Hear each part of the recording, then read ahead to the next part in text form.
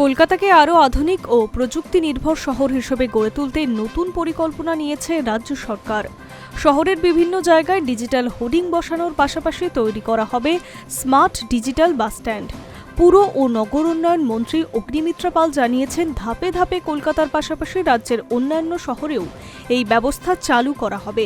সম্প্রতি একটি সাংবাদিক বৈঠকে অগ্নিমিত্রা পাল জানান, বিদেশের বড় শহরগুলির মতো কলকাতাতেও ডিজিটাল হোর্ডিং বসানো হচ্ছে। প্রথম পর্যায়ে পার্ক স্ট্রিট, ক্যামাক স্ট্রিট এবং থিয়েটার রোডকে বেছে নেওয়া হয়েছে। এর মধ্যে দুটি জায়গায় ইতিমধ্যেই হোর্ডিং বসানোর কাজ শেষ হয়েছে।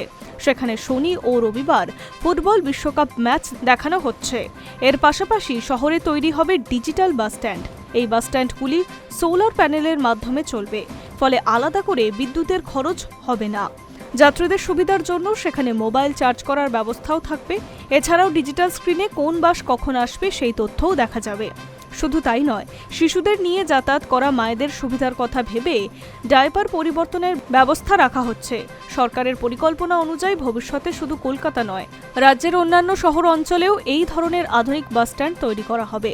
অন্যদিকে কয়েকদিন আগেই পুর ও নগর উন্নয়ন দফতরের পক্ষ থেকে একটি টোল ফ্রি নাম্বার চালু করা হয়েছে। ওই নম্বরে ফোন করে সাধারণ মানুষ জল জমা, ডেঙ্গির সমস্যা, রাস্তার খারাপ অবস্থা বা বেআইনি নির্মাণের মতো বিষয় সম্পর্কে অভিযোগ জানাতে পারবেন। প্রতিদিন সকাল 10টা থেকে সন্ধ্যা 7টা পর্যন্ত এই পরিষেবা পাওয়া যাবে। Hi news network.